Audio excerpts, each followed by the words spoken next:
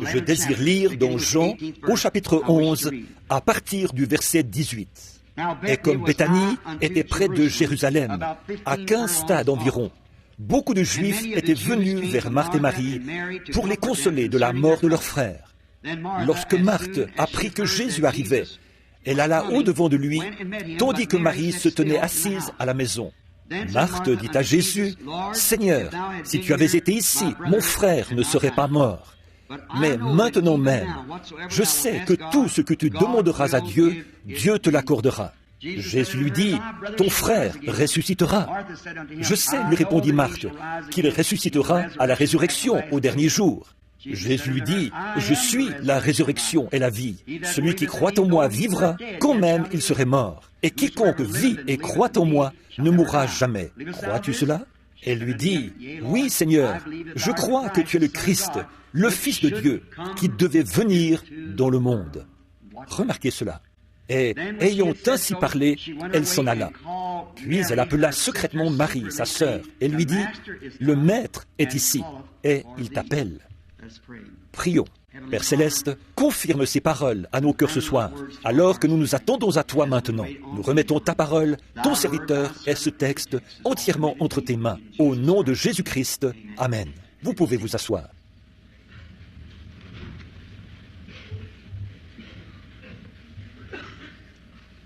Le but de ma présence ici, c'est d'essayer d'aider le peuple de Dieu. Pas tant de prier et d'imposer les mains aux malades, mais d'amener les gens à reconnaître que Jésus-Christ est au milieu de nous, que le Fils de Dieu est au milieu de nous. Le sujet de notre prédication de ce soir est « Alors Jésus vint et il appela ». Maintenant, ce moment dont nous allons parler, c'était un moment de grande tristesse. Si vous avez déjà lu ce récit de la vie de notre Seigneur, on découvre là qu'il était un grand ami de ce jeune homme, Lazare. Il était, après le décès de Joseph, où il était parti habiter chez Marthe, Marie et Lazare. Et ils étaient de grands amis. Il était comme un pasteur pour eux, un véritable ami. Il lui avait fait quelques vêtements, à ce qu'on dit, je crois, une tunique, qui était tissée d'une seule pièce, sans couture. Et ils avaient fait des choses pour lui parce qu'ils croyaient en lui. C'était parce qu'ils avaient cru et qu'ils avaient vu. Ils avaient quitté l'Église et tout pour le suivre. Et de quitter l'Église à cette époque-là, c'était quelque chose de grave qui pouvait même être passible de la peine de mort. Mais Jésus, cet homme qui allait ici et là, qui d'après les gens mettait la division de leurs églises et disait de vilaines choses sur leurs sacrificateurs et tout. Il leur avait fait beaucoup de mal, pensait-il. Et le simple fait de se déclarer pour lui entraînait l'exclusion des synagogues. Alors, si on était exclu de l'Église, d'après ces gens, on n'avait aucune possibilité d'être racheté. Si on ne faisait pas partie de l'une de leurs sectes, les pharisiens, les sadducéens ou quelque chose du genre, il n'y avait pas de rédemption. Si on était en dehors de cela. Et s'ils avaient le droit, les clés, alors ils pouvaient tout simplement vous mettre à la porte s'ils le voulaient. Ça, c'est ce qu'eux-mêmes déclaraient.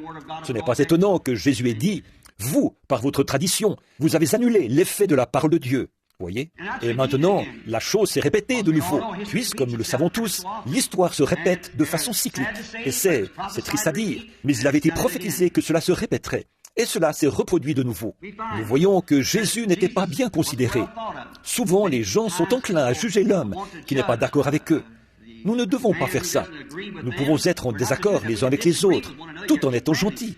Si je ne peux pas être en désaccord avec un homme et continuer à l'aimer et à prier pour lui, être en désaccord avec lui en me fondant sur l'Écriture et afin que nous soyons mieux éclairés, alors je ne lui dirai rien du tout.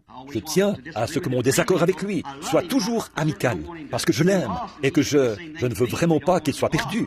Et devrait lui aussi agir de la même manière envers moi. Nous ne voulons pas être perdus, et nous devons baser nos idées sur ce que dit la parole. Que la parole soit vraie, pas notre credo ni nos idées, mais ce qu'il dit. Aucune interprétation particulière, seulement ce que dit la parole. L'autre soir, j'ai fait quelque chose qui semblait presque sacrilège. C'était, je crois, un petit déjeuner de prédicateur l'autre matin. J'ai fait passer Jésus en jugement. J'ai dit, ce que les gens avaient fait en ce temps-là, ils font exactement la même chose aujourd'hui. Peut-être qu'il serait bon que je prenne un instant pour répéter cela, si nous avons le temps. Eh bien, j'ai dit qu'aujourd'hui, nous constatons que, dans la réforme de Luther, lui, en ce temps-là, a déclaré que le juste vivra par la foi. Celui qui croit, lui, il l'a.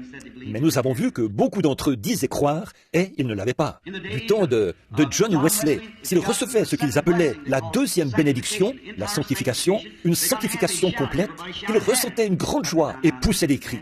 Tous ceux qui poussaient des cris l'avaient, mais ils ont constaté qu'ils ne l'avaient pas. Beaucoup d'entre eux poussaient des cris et ils ne l'avaient pas. Au temps de la Pentecôte, ils ont dit « Maintenant, la restauration des dons est venue, le baptême de l'Esprit.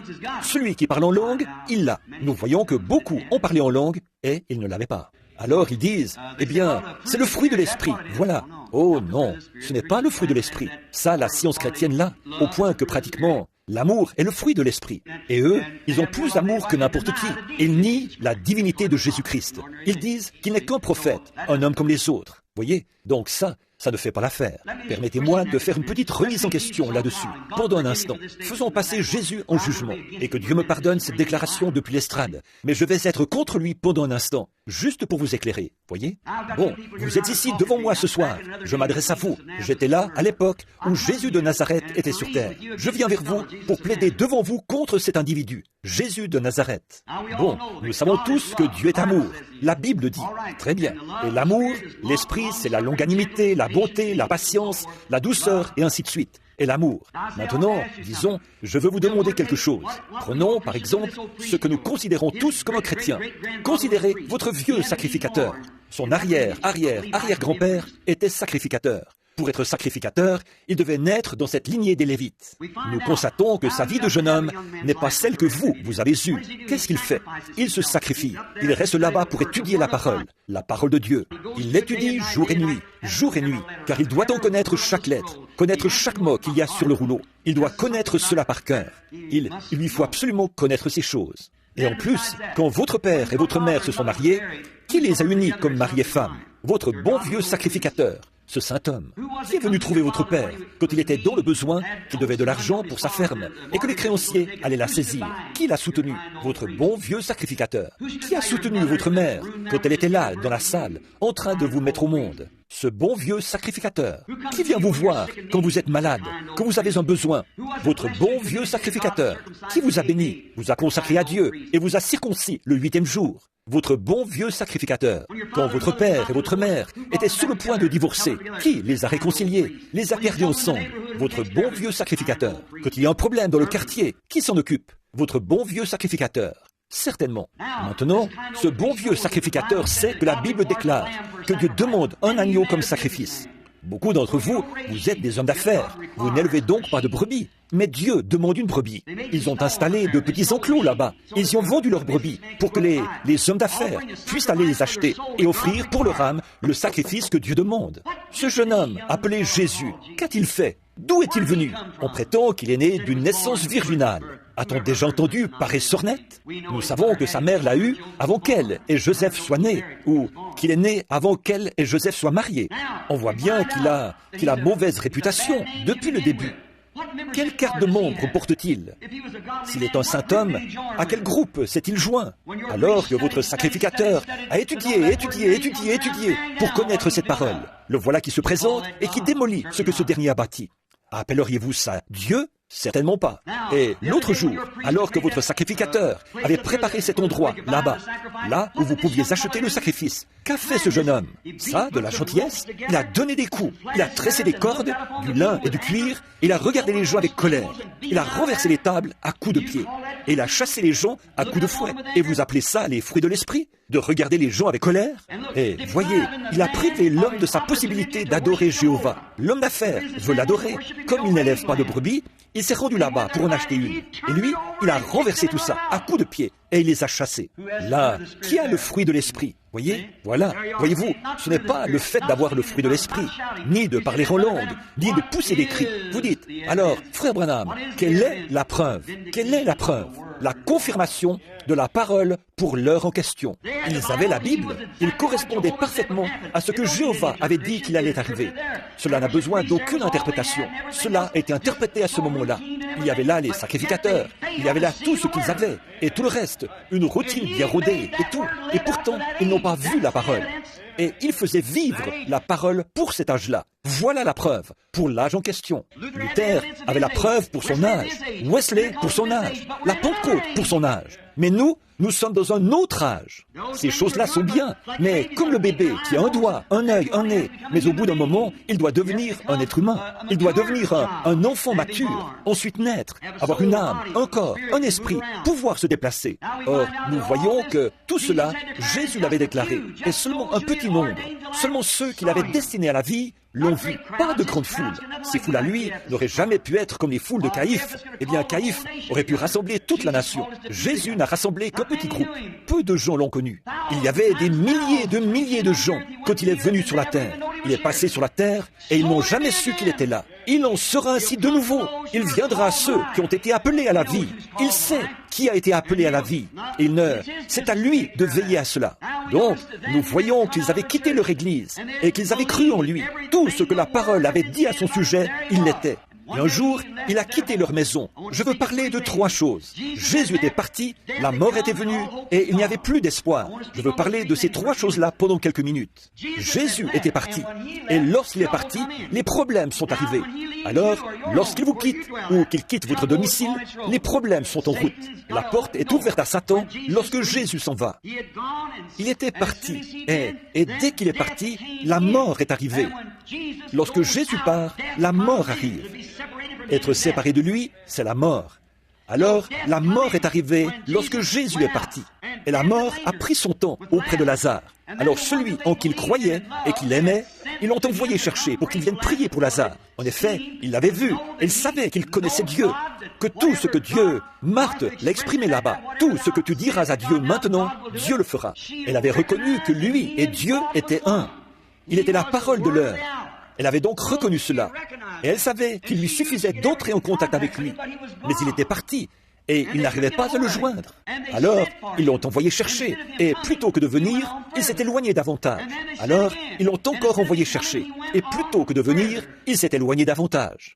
Nous nous demandons parfois pourquoi ces choses arrivent, mais l'Écriture ne dit-elle pas que toute chose concourt au bien de ceux qui aiment Dieu ? Il sait ce qu'il fait. S'il tarde, c'est en ordre. Il sait ce qu'il fait. Il y avait un but. Nous voyons qu'il a dit, dans Jean 5,19, « En vérité, je vous le dis, le Fils ne peut rien faire de lui-même. Il ne fait que ce qu'il voit faire au Père. Le Père lui avait dit de partir et de s'absenter un certain nombre de jours. Au terme de ces jours, alors il a dit ce qu'il a dit. Lazare, notre ami, dort. Et il a dit, bon, il se porte bien. Il a dit, il est mort. Et à cause de vous, je me réjouis de ce que je n'étais pas là. En effet, ils auraient tenté de le convaincre d'aller le voir, pour le guérir, ou pour dire ce qu'il fallait faire. Mais il savait ce qu'il fallait faire. Alors, il a fait exactement ce qu'il était destiné à faire. S'absenter. Observez-le au sépulcre, quand il est revenu. Il a exprimé cela, quand il est revenu, et qu'il a retrouvé cette demeure. Il n'y avait plus d'espoir.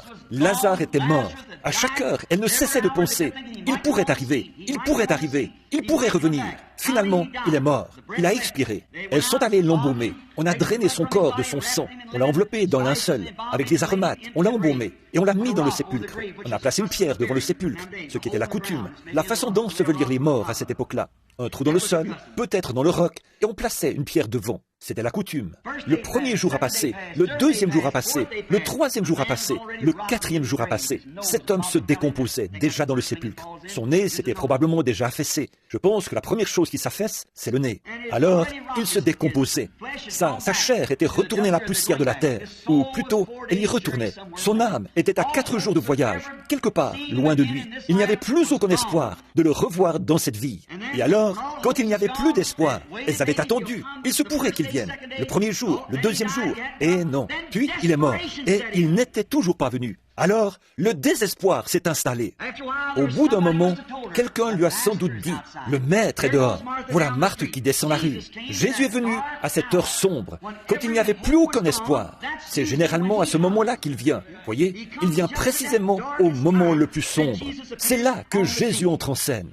Maintenant, regardez bien. Il est venu et il a demandé Marthe. Sa présence a apporté de nouveaux espoirs. Ce jeune homme était mort, peu importe. Sa présence apporte un nouvel espoir. Vous pourriez être assis là, ce soir, mon ami, alors que les médecins vous ont abandonné. Vous avez un cancer, vous souffrez du cœur. Peut-être dans un fauteuil roulant, infirme. Toute la science déclare qu'il n'y a aucun espoir pour vous. Le dépôt de calcium a raidi vos os au point que vous ne pouvez plus les fléchir. Ou bien votre cœur est en si mauvais état que le médecin dit que vous pourriez partir d'un moment à l'autre. Oh, et tout un tas de gens qui ont le cancer, la tuberculose. C'est peut-être le dernier espoir que vous avez. Elle sent que le médecin vous a abandonné. Toutefois, le fait d'être dans la présence de Jésus-Christ et de reconnaître cette présence fait renaître l'espoir.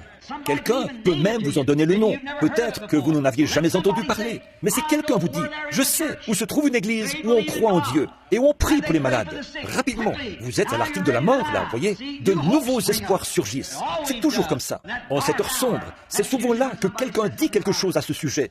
Qu'on vous parle de Jésus, sa présence a apporté de nouveaux espoirs. Puisse-elle faire la même chose ce soir, comme elle l'a fait hier soir, que nous voyons cette parole confirmée sans l'ombre d'un doute, que nous la voyons se manifester et nous prouver que ce Jésus qui a vécu il y a 1900 ans, qui est mort sur le calvaire, qui est ressuscité le troisième jour, qui est apparu aux disciples, elle leur a ouvert les yeux et qui a fait cette promesse pour aujourd'hui, est ici même ce soir, en notre présence maintenant. Ça ne peut pas faire autrement que faire naître des espoirs chez les gens, de nouveaux espoirs surgissent. Peut-être quelqu'un qui dit, l'Église s'est un peu desséchée depuis quelque temps. Nous n'avons pas eu de bonne eau fraîche depuis quelques mois. Nous n'avons pas eu de réveil. On dirait que tout le monde stagne, ou quelque chose du genre. Nous nous contentons d'aller à l'église, de chanter un cantique et d'écouter quelques messages. Puis nous repartons. Mais tout à coup, quand nous commençons à nous dessécher, alors Jésus entre en scène. Il nous rafraîchit. Il nous apporte quelque chose de nouveau. Il est toujours là pour le faire. De nouveaux espoirs arrivent quand Jésus entre. Sa présence apporte un nouvel espoir. Elle savait qu'il était cette parole de Dieu manifestée. Elle avait reconnu que c'était l'âge en question. Sinon, elle serait restée orthodoxe. Elle serait restée membre de cette Église. Mais elle avait vu cette parole promise. Elle avait vu cette parole promise manifestée par lui. Elle savait qu'il était cette parole vivante. Alors, quand elle a entendu cela, peu lui importait le nombre de ceux qui la critiquaient. Ou quoi encore, elle est partie à sa rencontre, à toute vitesse. Vous voyez, elle savait qu'il était cette parole manifestée. Sans doute avait-elle lu l'histoire d'Élie à son époque. Or, celui-ci était la parole de Dieu manifestée. À cette époque-là, il était prophète. Et la parole du Seigneur vient au prophète. Et là, une femme avait eu un petit enfant qui lui avait été donné suite à une bénédiction que ce prophète avait prononcée sur elle. Elle avait donc eu cet enfant. Un jour, vers 11 heures, il a dû attraper une insolation. Il était dans les champs avec son père. La Bible ne dit pas que c'était cela, que c'était une insolation. Mais il s'est mis à crier « Ma tête, ma tête !» vers 11 heures du matin. Et il a dit, le père a dit au serviteur de l'emporter à la maison. Il est resté sur les genoux de sa mère jusque vers midi. Il était de plus en plus malade et il a fini par mourir. Et alors, plutôt que de céder au désespoir, là, tous les voisins étaient là, ils criaient et tout. Mais cette mère a gardé son sang-froid. Son bébé était mort. Elle l'a monté dans la petite chambre qu'elle avait mise à la disposition du prophète et elle l'a couché sur son lit, comme ça. Et elle a dit au serviteur, « Scelle-moi un mulet et va tout droit. Ne t'arrête pas sans que je te le dise. » Oh là là, c'est ça. Nous n'avons pas le temps de discuter et de faire des histoires. Ce temps-là est passé. Avançons. Nous devons arriver là. Nous avons un besoin. Donc, il a dit, avance et ne t'arrête pas en route sans que je te l'ordonne. Et ils ont fait route jusqu'à ce qu'ils arrivent auprès d'Élie. Élie était un homme de Dieu. Non pas comme Christ. Christ, lui, connaissait toutes choses parce qu'il était Dieu. Élie était une portion de Dieu. C'était Christ en Élie. C'était là le message de l'heure, car la parole du Seigneur, pour cette heure-là, était avec ce prophète. Jésus était la plénitude de tous ces prophètes. Chacun d'eux ne faisait que le manifester, c'est tout. Tout au long, depuis Joseph, les 30 pièces d'argent, et partout, il représentait Christ. Moïse aussi. David, assis sur la colline, un roi rejeté, pleurant parce qu'il était rejeté. 800 ans plus tard, le fils de David s'est assis sur une colline. C'était l'esprit de Christ en David là-bas. Et il était à la fois la racine et la postérité de David. Donc, il s'est assis sur la colline, pleurant, un roi rejeté. Jérusalem, Jérusalem, combien de fois ai-je voulu te prendre sous mes ailes, comme une poule s'accouvait. Qu'était-ce? C'était Christ là-bas. C'était Christ qui s'écriait quand David a écrit le cantique. « Mon Dieu, pourquoi m'as-tu abandonné? Tous mes os, ils me regardent. Ils ont percé mes pieds et mes mains. Ils se sont partagés mes vêtements. Ils ont tiré au sort ma tunique. » C'était Christ qui parlait en David. C'est vrai. Il était la manifestation de la parole. Christ est venu accomplir les choses qui avaient été annoncées par les prophètes, parce que la parole était avec les prophètes. Il l'a dit dans notre leçon d'hier soir, qu'il était venu pour accomplir ce que les prophètes avaient dit de lui, parce qu'ils avaient la parole. Élie était le prophète de Dieu, la parole pour cette époque-là. Donc la Sunamite est restée avec ce prophète jusqu'à ce qu'il vienne manifester la puissance de Dieu. qu'il se couche sur l'enfant et que l'enfant revienne à la vie. Or, Marthe devait avoir reconnu cela, bien qu'elle était occupée aux soins domestiques, à la vaisselle et tout. Mais là, elle a montré ce qu'elle était. Elle a montré ce qui était vraiment en elle. Elle est immédiatement allée le chercher. Si Dieu était en Élie, Dieu était forcément en Christ, puisqu'il avait prouvé qu'il était cette personne-là. Amen. J'aime cela, cette détermination. Elle va vers lui. Elle devait absolument arriver jusqu'à lui. Et elle a constaté là-bas, en arrivant auprès de lui, maintenant souvenez-vous, elle savait qu'il n'avait jamais changé, que Dieu ne change jamais son programme. S'il était en Élie et avait pu ressusciter les morts, il était en Christ et pouvait ressusciter les morts, même s'il ne l'avait pas encore fait, puisque c'est le même Dieu. Et il n'a toujours pas changé. Il est Dieu ce soir, autant qu'il l'a toujours été. Il est le même hier, aujourd'hui et éternellement. Il ne change pas. Et il savait qu'elle avait reconnu que c'était en lui. Regardez, au bout de quelques minutes, cela s'est confirmé, quand elle lui a dit quelque chose au sujet de son frère, et qu'elle a dit, « Seigneur, je crois que c'est toi. » Et il a dit, « Je suis la résurrection à la vie. Quand même il serait mort, il vivra. Et quiconque vit et croit en moi ne mourra jamais. Je suis le je suis qui était dans le buisson ardent avec Moïse. Je suis la résurrection. Je suis la vie. J'étais la muraille. Je le suis toujours. Je suis la résurrection à la vie. Celui qui croit en moi vivra, quand même il serait mort. Et quiconque vit et croit en moi ne mourra jamais. Suite à cette grande assurance qu'elle avait, à savoir qu'il était la parole promise, quand il a dit, comme il était prophète, il ne pouvait pas mentir. Donc, quand il a dit, je suis le je suis celui qui est la résurrection à la vie. Elle a dit, je crois que tu es celui-là, le Fils de Dieu qui devait venir dans le monde. Bien que mon frère soit mort, qu'il soit étendu là-bas dans le sépulcre, que son corps soit maintenant en décomposition. Mais maintenant même, tout ce que tu diras s'accomplira. C'est vrai. Tout ce qu'elle voulait, c'était l'entendre dire cela. Amen. Oh, Marthe, où sommes-nous ce soir? Prenons simplement la parole, et mon serviteur vivra. Juste l'entendre dire cela. Des gens étaient peut-être venus lui dire qu'il avait dit cela, mais maintenant, il était là, en personne. Oh Dieu, ouvre les yeux aveugles, afin qu'il puisse voir. Lorsque lui, dans sa présence, prononce la parole, la chose se manifeste toujours. Elle a dit, tout ce que tu demanderas à Dieu, Dieu te l'accordera. Je désire juste l'entendre. Elle voulait qu'il prononce la parole. C'est tout ce qu'elle voulait entendre. Obtenir cette parole, c'est tout ce qu'il lui fallait. L'entendre dire qu'il le ferait. Et il l'aurait fait à l'instant même. Mais, voyez-vous, selon la vision que le Père lui avait montrée, il devait se tenir près du sépulcre. Oh là là, gardez votre foi.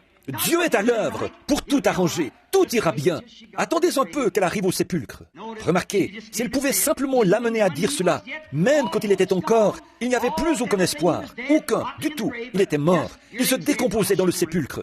Mais juste l'entendre dire cela, c'est tout ce qu'elle voulait. Alors, quand il a dit « Je suis la résurrection et la vie », elle l'a cru, elle l'a cru. Maintenant, remarquez, il lui fallait maintenant croire à des choses impossibles. Quand elle a entendu dire « Je suis la résurrection et la vie », quand même il serait mort, il vivra. Et quiconque vit et croit en moi ne mourra jamais. Il a dit « Crois-tu cela ?»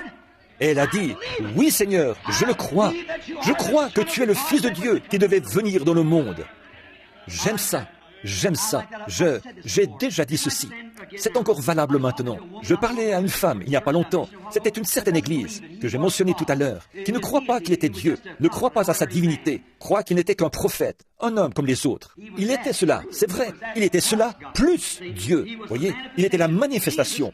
Jésus, c'est le corps, le garçon, l'homme. Dieu, c'est ce qui habitait en lui. Dieu était en lui. Il était le Dieu homme. Il était un homme. Pourtant, il était Dieu manifesté en chair. Quand nous voyons Jésus, nous voyons Dieu. C'est ce qu'il a dit. Quand vous voyez le Père, me voyez, vous voyez le Père. En effet, il en était le reflet, parce qu'il était la parole. Amen. Qui était au commencement. Amen.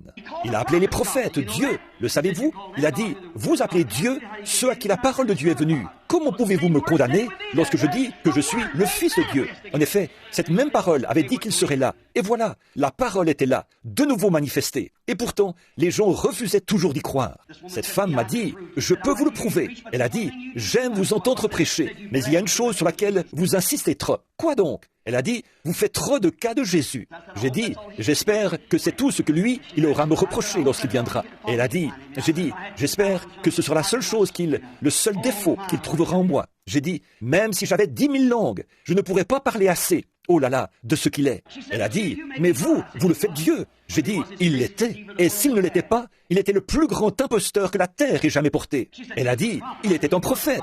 J'ai dit, il était un prophète, c'est vrai, un Dieu prophète. La plénitude de la parole. Le prophète, la parole venait à lui. Voilà, c'est ce qui faisait de lui un prophète. Mais lui, il était la plénitude de cette parole. Et elle a dit, je peux vous le prouver.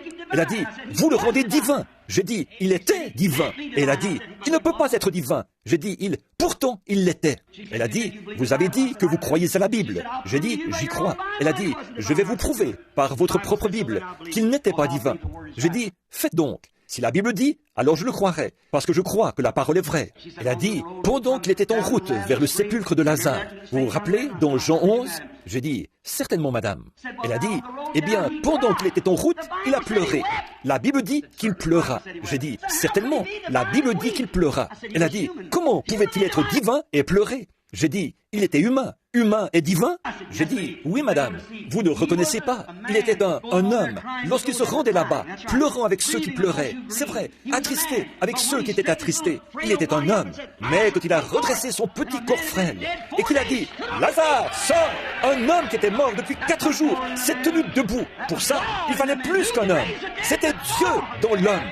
Qui d'autre que Dieu peut ressusciter les morts? Il est la résurrection à la vie. C'est vrai, ce soir-là, sur la mer, quand il était là-bas, fatigué, couché à l'arrière de la barque, alors que 10 000 démons s'étaient jurés de le noyer ce soir-là, et cette petite barque, agitée dans tous les sens comme un bouchon de liège là-bas, sur une mer déchaînée, ces démons pensaient, maintenant, nous le tenons, il dort, nous allons tous les faire couler. Oh, il était un homme, fatigué, mais dès qu'il s'est réveillé, il a posé le pied sur le bastingage, il a levé les yeux et a dit, silence, tais-toi, et les vents et les vagues lui ont obéi. Ça, c'était plus qu'un homme. Il était un homme lorsqu'il avait faim, qu'il est descendu de la montagne, cherchant un morceau de pain, ou quelque chose à manger, ou une figue sur un arbre. Mais quand il a pris 5 petits pains et 2 poissons, et qu'il a nourri 5000 personnes, c'était Dieu dans cet homme. C'est vrai. Oh, tout homme qui a fait quelque chose de sa vie croyait cela. Tous les poètes qui croyaient cela. Ce n'est pas étonnant que l'un d'eux ait écrit « Par sa vie, il m'a aimé. Par sa mort, il m'a sauvé. Par son ensevelissement, il a emporté mes péchés au loin. Par sa résurrection, il a justifié gratuitement pour toujours. Un jour, il reviendra. Ô jour glorieux! Eddie Perronnet, lui dont les chants ne se vendaient pas, un jour, titubant sous l'effet du Saint-Esprit, il a pris une plume et il a écrit le chant d'intronisation quand il a écrit « Que tous acclament la puissance du nom de Jésus, que les anges se prosternent devant lui, apportez le diadème royal, couronnez-le, Seigneur de tous. Alléluia! Certainement, c'est ce que nous croyons qu'il était. Oui, monsieur. Il lui fallait maintenant croire à des choses impossibles. Impossibles, selon la pensée moderne de cette époque-là. Vous aussi, il vous faut croire à des choses impossibles, afin de voir une nouvelle vie, afin de voir quelque chose se produire. Mais s'il avait reconnu, elle avait reconnu qu'il était la parole, alors les choses impossibles pouvaient se produire, parce qu'il est le Créateur, et qu'il s'en tiendra à tout ce qu'il a dit. Et tout est possible à ceux qui peuvent croire. C'est sa parole. Mais les choses impossibles se manifestent lorsqu'on prend Dieu au mot. Oui, monsieur.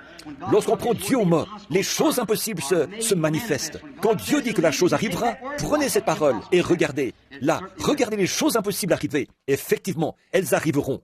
Mais remarquez, même au milieu de tout cela, elle a dit, maintenant même, Seigneur, tout ce que tu demanderas à Dieu, Dieu le fera. Elle savait que s'il arrivait à obtenir de lui cette parole, c'est tout ce qu'il lui fallait, obtenir cette parole.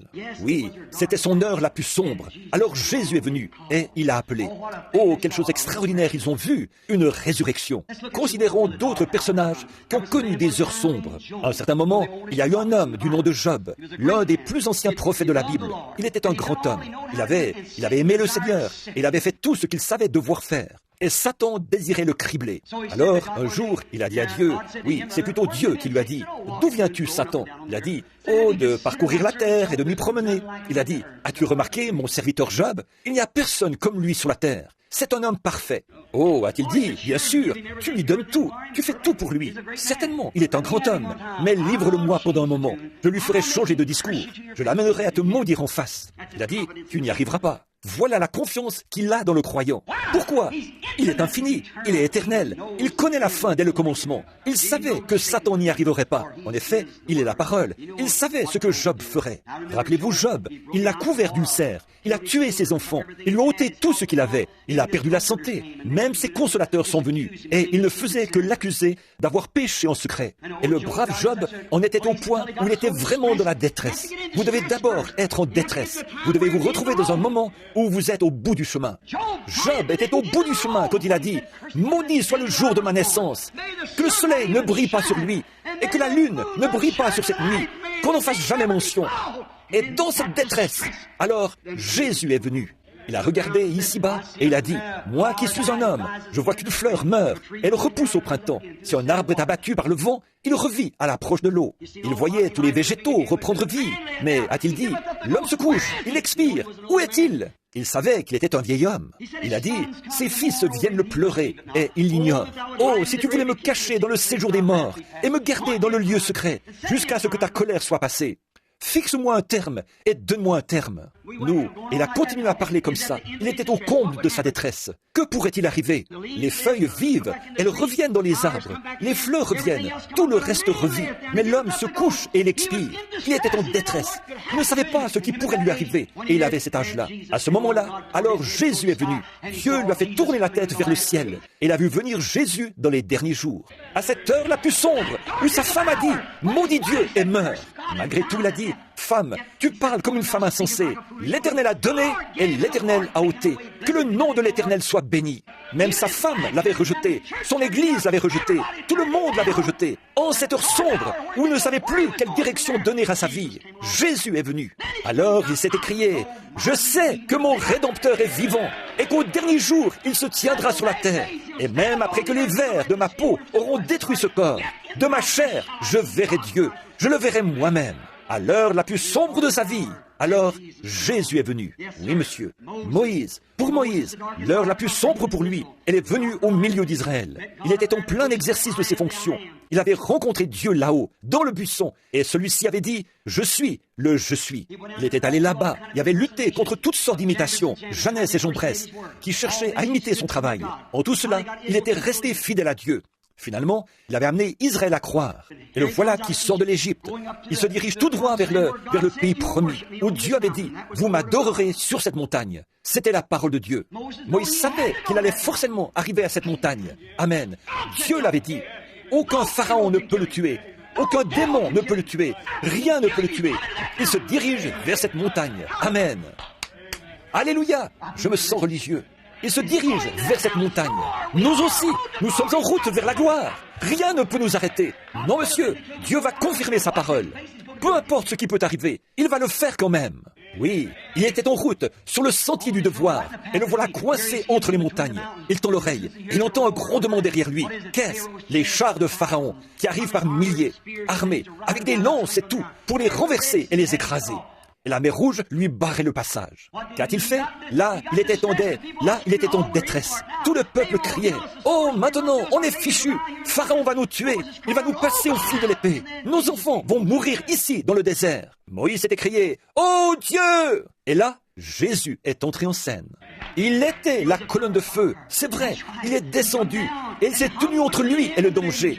Amen. Il est notre intermédiaire. Il est celui qui se tient au milieu. Amen. Un médiateur. Il était là, se tenait là, pour les Égyptiens qui venaient tenter de changer la situation. Pour cela, il était des ténèbres. Pour ceux-ci, il était la lumière, afin qu'ils puissent y marcher. Puis, le lendemain matin, alors que le vent avait commencé à souffler très fort pendant la nuit, qu'a-t-il fait? Il était venu sous la forme de la colonne de feu. Souvenez-vous, il est toujours cette colonne de feu. Oui, monsieur, quand il était sur terre, il a dit « Je suis venu de Dieu et je m'en vais à Dieu ». Et après sa mort, son ensevelissement, sa résurrection et son ascension, Saint Paul, sur le chemin de Damas, il a été jeté à terre par cette colonne de feu. Souvenez-vous, il était hébreu, il n'aurait pas dit cela. Il a dit « Seigneur, qui es-tu » S majuscule, E-I-G-N-E-U-R. Elohim, qui es-tu que je persécute? Il a dit « Je suis Jésus ». Amen. Alléluia. Il est le premier et le dernier. Il est toujours le même. Encore un peu de temps et le monde ne me verra plus. Mais vous, vous me verrez. Je serai avec vous et même en vous. La même colonne de feu, le même Dieu qui accomplit la même chose par la même promesse. Amen. Qui manifeste sa parole. Je suis la résurrection et la vie. Je suis celui qui était, celui qui est et celui qui vient. Oui, monsieur. Oui, nos pères ont mangé la manne dans le désert. Il a dit, ils sont tous morts. Mais je suis celui qui suis. Moïse, dans le buisson ardent, c'était le je suis. Il est toujours le je suis. Non pas j'étais, je suis, au temps présent, toujours. Nous voyons ici que Moïse était coincé là-bas et que le Christ est descendu. Or, la Bible dit que Moïse regardait l'opprobre de Christ comme une richesse plus grande que les trésors de l'Égypte. L'opprobre de Christ était l'onction, le logos qui était sorti de Dieu. L'ange, tout lecteur de la Bible sait que cet ange était Christ. Il était là, dans le désert, et il est entré en scène, sous la forme dans laquelle il était censé se manifester. Gloire à Dieu! Il y a aujourd'hui le même Christ, sous la forme dans laquelle il se manifeste. Il leur avait dit qu'il les ferait sortir. C'est ce qu'il faisait. Il est venu là pour tenir sa parole, pour la confirmer. Ensuite, après qu'il est venu, comme il l'avait fait avec Marthe, alors il a appelé. Il a dit, « Moïse, pourquoi cries-tu à moi? Parle à ce peuple et mettez-vous en marche. » En cette heure sombre, la mer Rouge s'est ouverte. Ils ont traversé en route pour accomplir la parole de Dieu. Oui, à l'heure la plus sombre de Moïse. Alors, Jésus est venu. Nous avons du temps maintenant. Et il a appelé Moïse. Nous aimerions attirer votre attention sur un autre petit homme. Il s'appelait Jairus. Ils sont vraiment nombreux dans le monde aujourd'hui. Il croyait en secret. Il aimait Jésus. Il avait entendu parler de lui. Il croyait en lui. Mais vous voyez, il avait déjà adhéré à une organisation.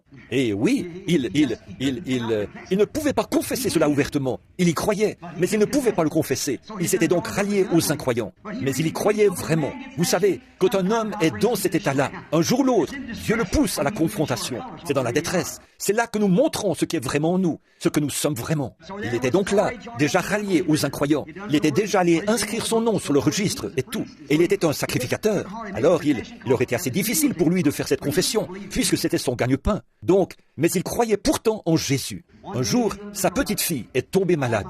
Oh là là, lui, sans doute que cet homme, dans cette situation, a dû faire venir le médecin. Le médecin est venu. Il a soigné l'enfant. Sa fièvre empirait toujours.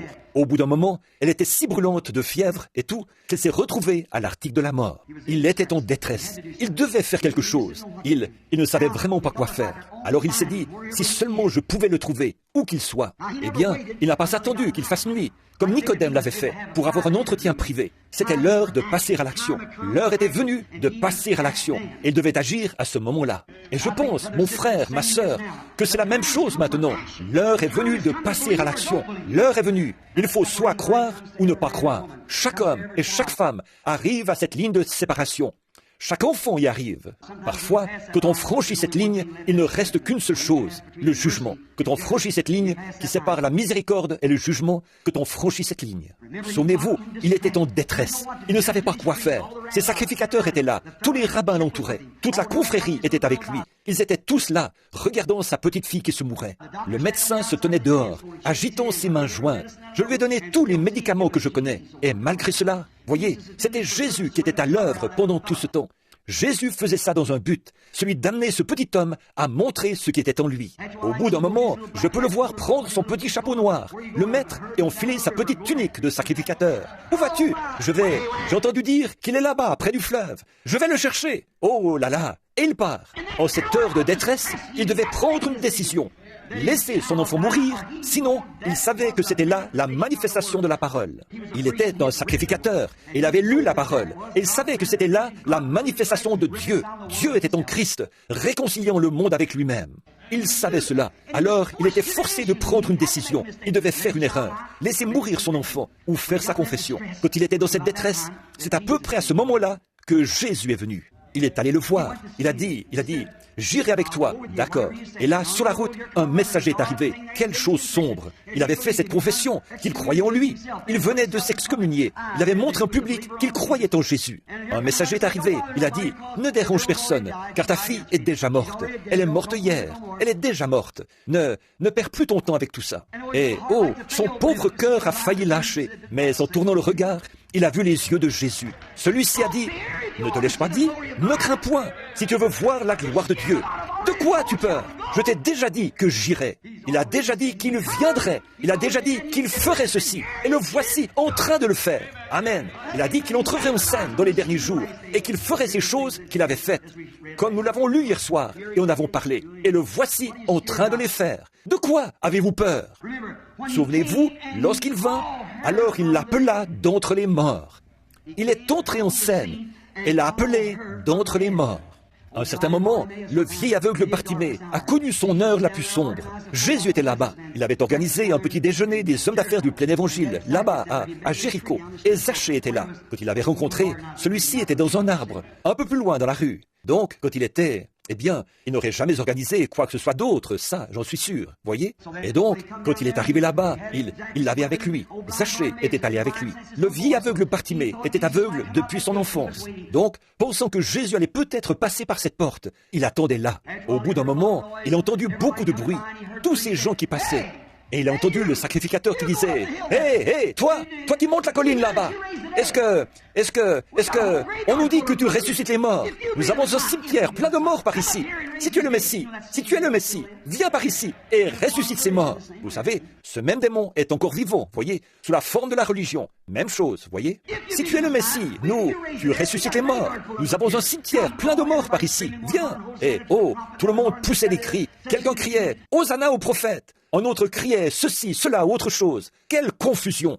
Ce vieil aveugle s'est dit, « Oh, je l'ai raté, il est passé là-bas. Je pensais qu'il allait passer ici. On m'a placé au mauvais endroit. » Il s'est mis à crier. Il s'est dit, « S'il est la parole, il est Dieu, il l'est forcément. Donc, oh Jésus, fils de David, aie pitié de moi. » En cette heure de détresse, il a crié à lui. Or, Jésus, notez bien, là, il était à Jéricho. L'endroit où on dit qu'il était assis était à 150 mètres de l'endroit où Jésus était. Avec des milliers de gens qui se bousculaient autour de lui. Il n'aurait pas pu entendre le cri de cet homme, non, mais il l'a senti. Il s'est arrêté. Un de ces soirs, j'aimerais prêcher sur « Alors Jésus s'arrêta. » Oh, alors Jésus s'abaissa. Oh, mais quand Jésus s'est arrêté, qu'est-ce qu'il y a eu? Il l'a appelé. Le Maître est ici. Prends courage, ont dit les disciples. Il t'appelle. Il t'appelle. Il l'a appelé au milieu de cette foule. Il fait la même chose maintenant. Est-ce que ceci pénètre en profondeur? Voyez, le Maître est ici et il t'appelle. Et il l'a appelé de la cécité à la lumière, des ténèbres à la lumière. Et il l'a appelé. Il est passé de la mort à la vie. Le Maître est ici et il t'appelle. Et quand il l'a appelé, il lui a rendu la vue. À un certain moment, il y avait sur la colline la petite femme qui avait la perte de sang. Elle avait dépensé tout son argent chez les médecins. Sans doute qu'ils avaient vendu l'attelage, ils avaient vendu la ferme, ils l'avaient hypothéquée. Ils avaient dépensé tout ce qu'ils pouvaient chez les médecins. Aucun d'eux n'avait pu la soulager. Son état empirait continuellement. Le sang n'arrêtait pas de couler. Ça continuait comme ça, sans arrêt. Elle était de plus en plus malade. Et un jour, qu'elle était assise en train de tricoter, du haut de la colline où elle habitait, elle a regardé dans la vallée. Et elle a vu une barque arriver. Tout le monde s'est précipité. « Hosanna au prophète !» Elle avait entendu parler de lui. La foi vient de ce qu'on entend. Alors, elle a dit, « Je vais descendre pour le voir. » Et quand elle est arrivée là, et qu'elle a posé son regard pour la première fois sur la parole de Dieu manifestée en chair, il y avait quelque chose de particulier dans la façon de parler de cet homme, et dans son apparence. Elle a su que c'était lui. Oui, monsieur. Oh, si seulement je pouvais attirer son attention d'une manière ou d'une autre, si seulement je pouvais le toucher d'une quelconque façon. Elle s'est glissée à travers la foule et elle a touché son vêtement. Maintenant, souvenez-vous, ce n'est pas le doigt de cette femme qui l'a senti. Non, monsieur, parce que le vêtement palestinien est ample et Pierre a dit, tout le monde t'a touché. Il a dit, mais ça, c'est un contact différent. Je sens que je me suis affaibli. Jésus était venu. Elle n'avait plus d'argent. Elle n'avait plus rien. Mais en cette heure sombre, alors que la perte de sang ne s'arrêtait pas, que les médecins n'arrivaient pas à l'arrêter, Jésus est venu. Et qu'a-t-il fait? Il l'a appelé. Il a regardé autour de lui jusqu'à ce qu'il l'ait repéré. Et il a dit, tu avais une perte de sang. Mais elle s'est arrêtée. Il est le même hier, aujourd'hui et éternellement. Le Maître est ici et il t'appelle. Il est ici et il appelle. Il l'a appelé et lui a redonné la santé. Pour la petite femme au puits dont nous avons parlé hier soir, il n'y avait plus d'espoir. Probablement que son 5e mari l'avait quittée, peut-être, et qu'elle venait d'en prendre un 6e cette nuit-là. Et là, elle avait quelques doutes à son sujet. Moralement, elle était fichue. Elle désirait être une vraie dame. Elle avait sans doute lu la Bible. Elle était en chemin pour se rendre là-bas, vers 11 heures. Elle ne pouvait pas venir tôt le matin, au moment où les femmes vertueuses y venaient. Elles transportaient l'euro sur leur tête, avec les cruches, et elles s'en retournaient. Alors, elles ne pouvaient pas venir se mêler à elle. Il y avait ce genre de ségrégation là, à l'époque. Les gens bien et les gens pas bien ne se mélangeaient pas. Les gens immoraux restaient à leur place. Elles ne pouvaient donc pas venir avec les autres. On ne lui permettait pas de venir. Alors, après qu'elles avaient toutes puisé l'euro et qu'elles étaient rentrées, elle est venue chercher quelque chose de meilleur. Elle est donc arrivée là, avec sa cruche sur la tête.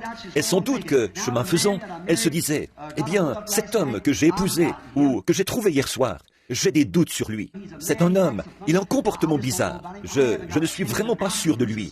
Je suis fichu, je suis banni de la société et je ne puis pas aller dans ces églises. Elles ne... Regarde de quoi elles ont l'air. Je ne sais pas quoi faire. Je suis en détresse et j'ai lu la Bible. Certainement qu'un jour, ce prophète viendra. Oh, je sais qu'il déclare qu'il n'en est rien et que ça, c'est peut-être pour dans 100 ans, pour dans 1000 ans. Nous attendons ça depuis des milliers d'années et ça ne s'est pas encore produit. Alors, nous ne nous y attendons pas en ce moment. C'est partout comme ça. Oh non, nous avons nos églises, c'est tout. Nous n'avons pas besoin de ça en ce moment. Et donc, chemin faisant, elle avait ses pensées. Vous savez, lorsque vous pensez à lui, c'est là qu'il vous apparaît. Comme nous l'avons vu hier soir, lorsqu'ils étaient en chemin vers Emmaüs. Lorsqu'elle pensait à ces choses, elle a entendu un homme dire « Apporte-moi à boire ». Qu'est-ce que c'était? Dans son heure la plus sombre, alors qu'elle avait perdu toute moralité. C'était peut-être une jolie petite dame. Elle avait été jetée à la rue, ce qui l'avait menée à ce genre de vie. Parfois, ce n'est pas la faute de la jeune fille, c'est la faute de ses parents, qui la laissent sortir comme ça. Et elle était là, ses petites boucles pendaient peut-être. Chemin faisant, elle était épuisée, abattue, et personne ne voulait avoir de rapport avec elle. Cet enfant, peut-être qu'elle avait toute une histoire derrière elle. Quoi qu'il en soit, je sais une chose, elle avait lu la Bible, elle croyait la Bible, et au fond de son cœur, il y avait une petite semence qui lui faisait dire, si jamais cela se produit, je le saurai. Elle était prédestinée à cela. Regardez le vieux Judas, qui était là et qui avait agi comme ça. Tout au fond de son cœur, c'était l'obscurité. La lumière brillait ici, dans ses œuvres, mais au fond de son cœur, il n'y croyait pas. Et elle était là. Voyez, la lumière ne pouvait pas descendre là-dedans. Elle, par contre, elle était là. Elle y croyait, mais sa vie était plongée dans l'obscurité. Lorsque la lumière a frappé, cela chassait l'obscurité. Alors que, lorsque la lumière a frappé celui-là, cela l'a jeté dans l'obscurité complète. Voilà la différence. Voyez, elle était née dans ce but-là. Elle a dit, quand il lui a dit combien de maris elle avait eu, que s'est-il passé? Tout à coup, elle était, pour ainsi dire, dans un grand émoi. Elle était dans la détresse. Elle a dit, Seigneur, je vois que tu es prophète. Je sais que quand le Messie viendra, il fera ces choses. Alors, il l'appela. Je le suis, moi qui te parle. Elle a reconnu cela par la parole de Dieu. Il l'a appelé à passer de ses péchés à la vie. Et son nom se trouve dans la Bible. Et elle a la vie immortelle aujourd'hui. Il peut vous appeler de la même façon, parce qu'il est le même hier, aujourd'hui et éternellement. Là, oui, elle avait perdu toute moralité, mais malgré tout, elle a reconnu qu'il avait ce discernement. Elle savait que c'était forcément le Messie. Alors, quand Jésus a dit « Je le suis », elle savait que c'était bien lui. Un jour, les disciples étaient dans la barque et il n'y avait plus d'espoir. Ces tempêtes, ils étaient partis sans Jésus. Et voilà les tempêtes. Exactement ce qui s'était passé dans la maison de Lazare. Il n'y avait plus d'espoir. La petite barque était pleine d'eau et ils criaient et pleuraient. Et peut-être qu'ils priaient et tout. Et les éclairs jaillissaient. La barque était remplie d'eau. Les mâts étaient tombés. Les rames étaient cassées. Elles s'agrippaient les uns aux autres en pleurant. Et en cette heure, qui était vraiment la plus sombre, alors Jésus est arrivé en marchant. Mais ils le voyaient comme une ombre. Il faisait peur à voir, comme un fantôme. Et dans leur frayeur, ils ont poussé des cris. C'est ça le problème aujourd'hui. C'est à cette heure que Jésus vient, à votre heure sombre, et vous en avez peur. Vous ne savez pas ce que c'est. Ils ne savaient pas ce qu'il était. Ils ont dit, « Oh, c'est un fantôme !» Ils hurlaient. Alors, il les a appelés. Il a dit, « N'ayez crainte, c'est moi. » À l'heure la plus sombre, Jésus est venu, leur secours. C'est ce qu'il fait toujours. Il vient à l'heure la plus sombre. Alors Jésus est venu, il s'est manifesté, il est venu à eux. Pierre a dit, si c'est toi, ordonne que j'aille sur les eaux. Jésus a dit, viens. Savez-vous quoi, mes amis? Il viendra bientôt pour les gens de ces derniers jours. Or, c'est étrange, n'est-ce pas, que l'Église se soit retrouvée de nouveau dans cette heure sombre. Là, je vais dire quelque chose. Ce n'est pas une doctrine. Je prophétise. Savez-vous ce qui est arrivé? On en sera bientôt au point, notez bien ce que je dis, où toutes les dénominations devront adhérer au Conseil œcuménique. Sinon, elles ne pourront pas avoir le soutien de ce Conseil. Par conséquent, il y aura un boycottage, et personne ne pourra fréquenter ces églises-là, ni fréquenter aucune église. À moins d'avoir reçu une marque de votre église, vous ne pourrez ni acheter ni vendre. Vous voyez, ce qui est arrivé arrivera de nouveau, une marque consacrée à la bête. Et l'Église, les gens qui sont spirituels, ils s'en rendent compte. Du moins vous, les pentecôtistes, vous le reconnaissez. Vous avez commencé à le ressentir. Alors que vos églises, beaucoup de vos organisations pentecôtistes, je n'ai pas besoin de vous les nommer, mais vous le savez, qu'en ce moment, elles sont en train d'entrer là-dedans. Elles en ont déjà rendu témoignage. Et quand vous aurez fait ça, qu'est-ce que vous serez obligé de faire ensuite? Vous serez obligé de renoncer à votre enseignement évangélique du baptême du Saint-Esprit. Vous serez obligé de renoncer à votre doctrine biblique. Et les membres ne toléreront pas ça. Les vrais chrétiens nés de nouveau vont préférer mourir. Ils ont été mis en garde par la parole. Ils savent que cette chose-là va venir. Oui, monsieur. Et c'est étrange, n'est-ce pas? Au milieu de cette heure la plus sombre, alors Jésus vient et il nous appelle. Il dit, n'ayez pas peur, c'est moi. Je suis toujours avec vous. Je suis ici pour manifester ma parole. Ce qu'il était à l'époque, il est encore maintenant. Il avait dit qu'il ferait ces choses. Oh là là, le Maître est ici et il nous appelle. Il y a sans doute ici beaucoup de malades, assis ici. Le médecin vous a annoncé qu'il n'y a aucun espoir pour vous. Vous êtes peut-être dans votre heure la plus sombre. Mais souvenez-vous, le Maître est ici et il vous appelle. Et un jour, le Maître viendra et il appellera chaque nom qui est écrit dans le livre de vie de l'agneau. Si le vôtre n'y est pas, faites en sorte qu'il y soit, parce qu'il viendra et appellera. Même ceux qui sont dans la tombe entendront sa voix et en sortiront, reviendront à la vie. Le Maître viendra et il vous appellera. Et pendant qu'il appelle aujourd'hui, répondez et préparez-vous pour ce jour-là. Voilà le conseil que je vous donne. La promesse de cet âge, il a promis qu'il serait là, que les choses qu'il avait faites, il les ferait de nouveau. Et voilà maintenant que de nouveau, le Maître est ici. Et il vous appelle. Courbons la tête. Il me reste environ 6 pages ici, mais je ne peux pas aborder cela maintenant. Courbons la tête. Je vous ai promis que je vous laisserai sortir de bonne heure. Et il est déjà écart. Père Céleste, ô Seigneur, fais que cela se produise de nouveau. Toutes ces choses que j'ai dites, Jésus est ici et il t'appelle. Que fait-il quand il vient? Il appelle. Fais que cela se produise de nouveau, Seigneur. Que ton Saint-Esprit vienne au milieu des gens ce soir. Le Seigneur Jésus sous la forme de l'Esprit. Qu'il vienne ce soir, qu'il se révèle, et alors qu'il se manifeste, comme ces gens, de la manière dont ils ont cru. Nous aussi, nous croirons, Seigneur. Il y a peut-être beaucoup de gens ici qui n'ont jamais eu cette occasion. Nous prions que tu la leur accordes encore ce soir, car nous le demandons pour la gloire de Dieu, au nom de Jésus.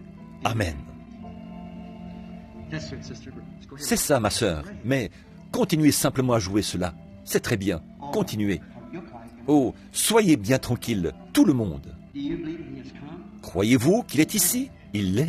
Est-ce qu'il appelle encore quand il vient? Alors, si vous pouvez seulement croire, c'est tout. Si vous pouvez seulement croire la parole de Dieu, Dieu accordera cela. Maintenant, regardez, je n'ai pas le temps de former la ligne de prière ici. Je vais appeler les gens dans l'auditoire ce soir, si le Seigneur le veut. Le Maître est ici. Il est ici pour accomplir sa parole en ce dernier jour. Et ce qu'il était à l'époque, il l'est encore aujourd'hui. Ce qui était sa manifestation ou sa marque d'identité à l'époque, ça l'est encore aujourd'hui. Parce qu'il est toujours la parole de Dieu. Le croyez-vous? Et la parole de Dieu discerne les pensées, les intentions du cœur. Et la façon dont il a agi à l'époque, c'est la façon dont il a toujours agi. Il est encore le même. S'il faisait cela maintenant même, est-ce que vous croiriez en lui? Est-ce que ça vous amènerait à croire en lui? Vous qui êtes dans l'auditoire, là, je vais d'abord regarder pour voir s'il y a quelqu'un que je connais, assis ici, quelque part, quelqu'un que je connais. Tous ceux qui sont de ce côté-ci, qui ne me connaissent pas, levez la main. Vous savez que je ne sais rien de vous, et vous êtes malade. Levez la main. Je pense que c'est tout le monde. Très bien. Maintenant, croyez. Croyez simplement de tout votre cœur. Ne doutez pas. Ayez la foi. Croyez en Dieu. Je vais vous demander de rester bien tranquille, de rester assis. Ne vous déplacez plus maintenant, s'il vous plaît. Voyez, vous êtes une âme, un corps et un esprit. Et votre esprit, et le Saint-Esprit, est très timide. Combien d'entre vous se souviennent, il y a bien des années, à propos du Saint-Esprit, quand j'étais venu ici, ce que je vous avais dit, quand je prenais la main des gens, qu'ils m'avaient dit que ce discernement allait venir, et que ça continuerait. Vous vous en souvenez? Vous vous souvenez de ça? Mais il a dit, si tu peux amener les gens à te croire, Vous vous souvenez de ce ton-là, il y a bien des années? Vous devez croire. J'ai vu un homme, je crois que c'était ici, pendant l'autre réunion. Il était assis juste là. Et le Saint-Esprit, je l'observais pendant que je prêchais. Il était infirme, il avait des béquilles sous les bras. Et au moment où je commençais à faire l'appel, Satan est venu à cet homme, une ombre noire. Et j'ai vu cela de mes propres yeux. Il s'est levé et est sorti. Il restera toujours infirme, voyez? Donc, alors qu'il aurait été guéri sur place. Si seulement il, voyez? Mais bon, j'ignore le pourquoi. Je suppose qu'il a tout simplement écouté l'ennemi. Mais si vous pouviez être là, à observer ces ombres, voir ces choses sous leurs différentes formes, voir ce qu'elles sont et observer leur manière d'agir, voyez, ce serait... Maintenant, je ne peux pas vous guérir. L'homme qui vous dit qu'il peut vous guérir, il est dans l'erreur. Vous êtes déjà guéri. Mais il s'agit de reconnaître la présence de Jésus-Christ. Or, comme Marthe a reconnu que si elle pouvait le revoir, elle recevrait ce qu'elle désirait, parce qu'il était la parole manifestée. Alors, ne pouvons-nous pas croire comme ça ce soir? Croire cela? Certainement, nous le devrions.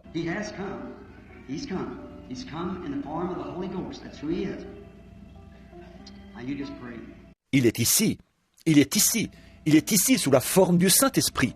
C'est ce qu'il est. Maintenant, priez, simplement. Voyez-vous, sur l'estrade, si une personne était debout ici, juste ici, près de moi, en train de prier, voyez-vous, il y a tellement de gens qui sont en train de prier, partout dans le bâtiment. Alors, il faut vraiment faire attention. Vous ne pouvez pas dire, dites frère Branham. Non monsieur, je ne peux pas faire ça. Pas plus que vous pouvez déclencher un songe par vous-même. Voyez, vous pouvez avoir un songe. Dieu peut vous donner un songe à mon sujet. Vous croyez ça, mais vous ne pouvez pas le déclencher vous-même. Vous ne pouvez pas dire ceci. Frère Branham, maintenant, je vais avoir un songe à votre sujet. Non, vous ne pouvez pas faire ça, ni moi avoir une vision. C'est à celui qui vous donne un songe, c'est à lui de faire ça. Même chose pour une vision. Je vois un homme, juste ici, au bout de la rangée, il a de l'arthrite. S'il croit de tout son cœur, Dieu le guérira de l'arthrite. Croyez-vous qu'il le fera, monsieur? Vous qui êtes assis là, le Mexicain assis au bout de la rangée, allez-vous le croire? Très bien, monsieur. La dame assise à côté de vous, elle aussi, elle a de l'arthrite. Croyez-vous que Dieu vous guérira, madame? Est-ce qu'il y a de l'écho là-dedans? J'ai peur que les gens n'entendent pas. Vous le croirez? Très bien. Et l'autre petite Mexicaine, assise à côté d'elle, elle souffre de maux d'estomac. Croyez-vous que Dieu guérira votre estomac, madame? Elle a obtenu cela. Quand je vois cette lumière descendre, ça veut dire que la chose s'est produite. Oui, c'est ça. La lumière l'a touchée. La voilà, tournoyant tout autour. Avec ça, c'est réglé, voyez. Quand il peut trouver la foi, voyez, il y a beaucoup de choses qu'il n'a pas pu accomplir à cause de leur incrédulité.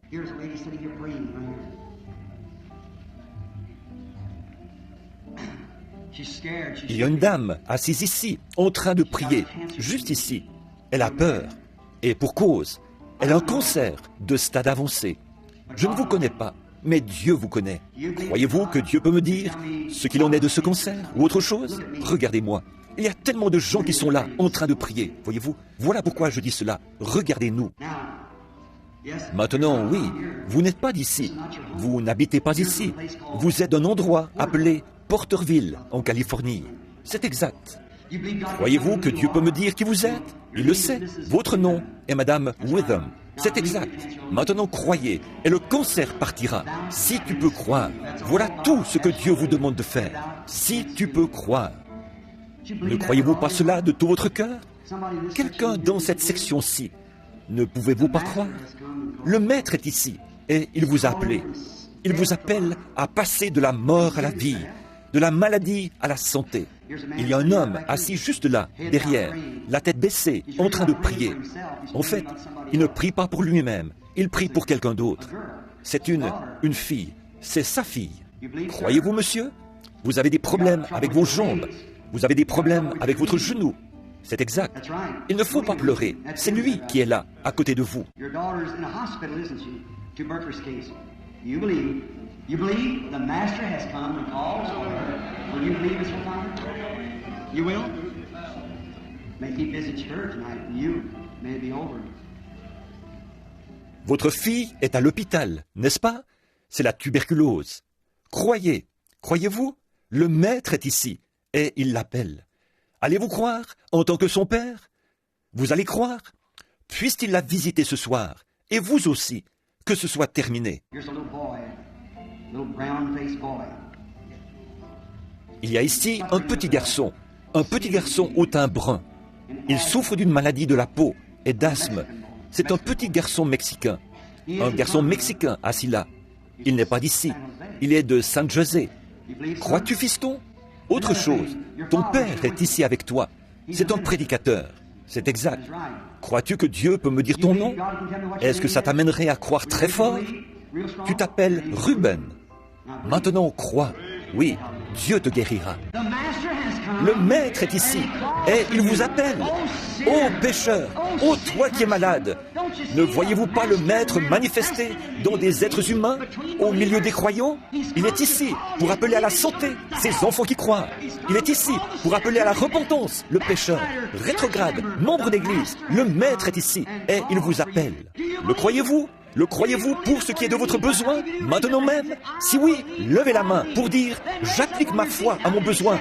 Puis levez-vous maintenant et acceptez-le. Le Maître est ici et il t'appelle. Et qui que vous soyez, quel que soit votre besoin, le Maître est ici et il vous appelle. Il est le même hier, aujourd'hui et éternellement.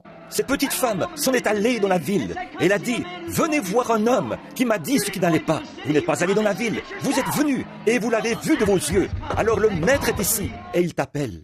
Levez les mains et louez-le. Dites, Seigneur Jésus, je suis un pécheur, pardonne-moi. Je suis un rétrograde. Reprends-moi auprès de toi, Seigneur. J'ai besoin du Saint-Esprit. Remplis-moi. Je suis malade. Guéris-moi. Je suis infirme. Rétablis-moi. Le Maître est ici et il t'appelle. Levez les mains maintenant et louez-le. Amen. Donnez-nous la note. Je le louerai. Je le louerai. Vous connaissez? Je le louerai. Vous le connaissez, n'est-ce pas? Croyez-vous? Je le louerai. Je le louerai. Oh, je louerai l'agneau meurtri. Que tout peuple le glorifie. Car son sang lave tous les péchés. Vous l'aimez? Alors, n'est-ce pas que vous aimez chanter pour lui pendant qu'il est là? Il est en esprit. Il est en train de se déplacer un peu partout dans le bâtiment. Il connaît vos cœurs. Il sait tout sur vous. Chantons-le pour lui, de tout notre cœur. Je le louerai. Levez les mains en le faisant. Maintenant, louez-le simplement. Le louerai. Oh, je louerai l'agneau meurtri. Oh, que tout peuple le glorifie. Car son sang lave tous les péchés. Oh, madame, vous qui êtes dans le fauteuil roulant, si vous pouvez croire un peu plus là, essayons encore une fois. J'attends quelque chose. Je le louerai. Je le louerai. Oh, je louerai l'agneau meurtri.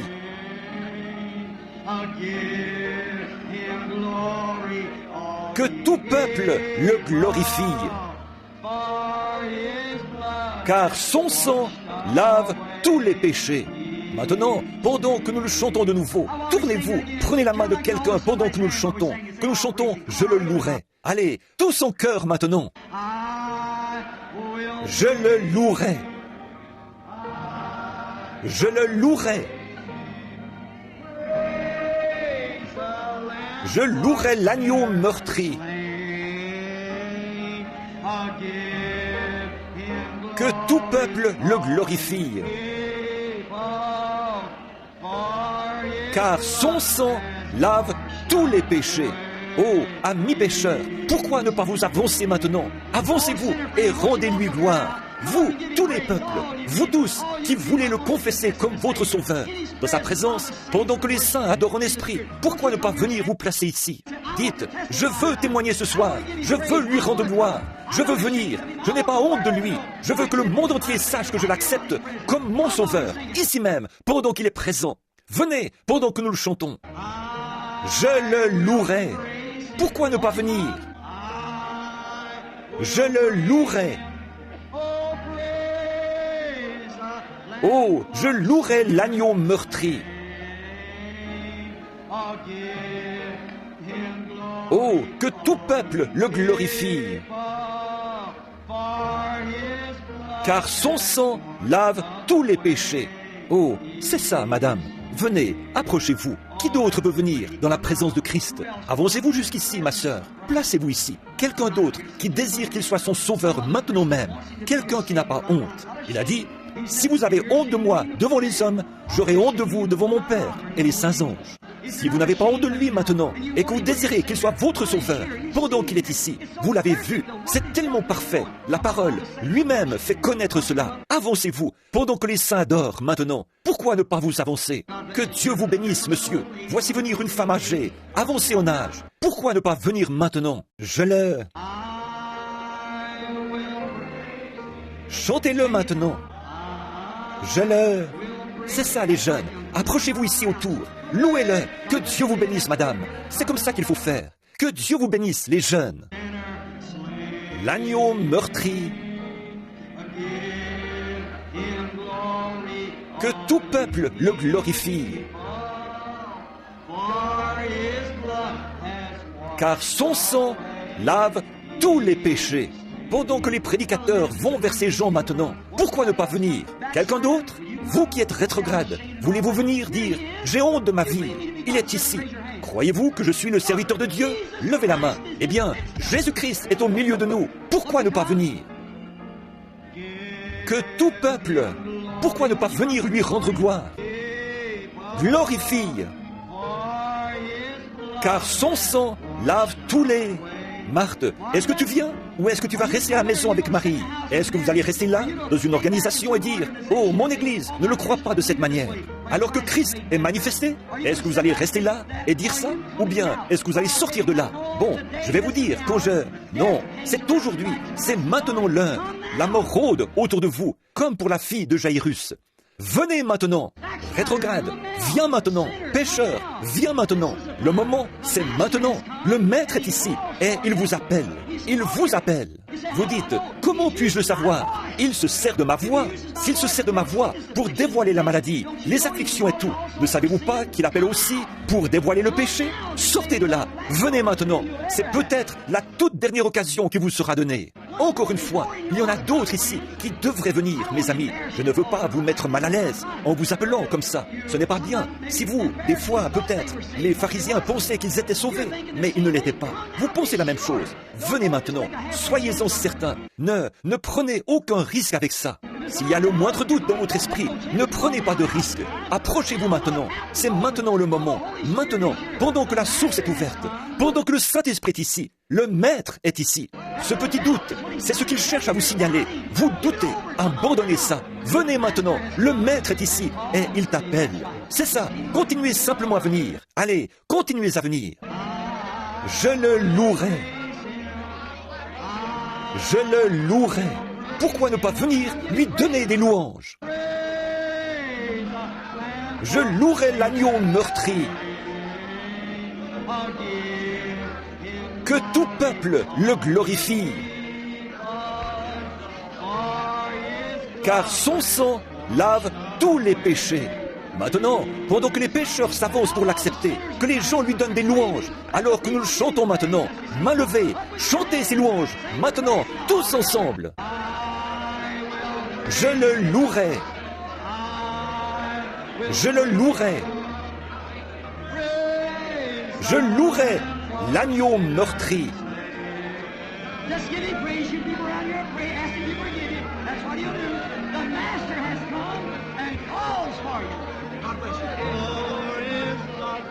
Donnez-lui des louanges. Vous qui êtes ici, tout autour, priez, demandez-lui de vous pardonner. C'est ce qu'il fera. Le Maître est ici et il vous appelle. Que Dieu vous bénisse.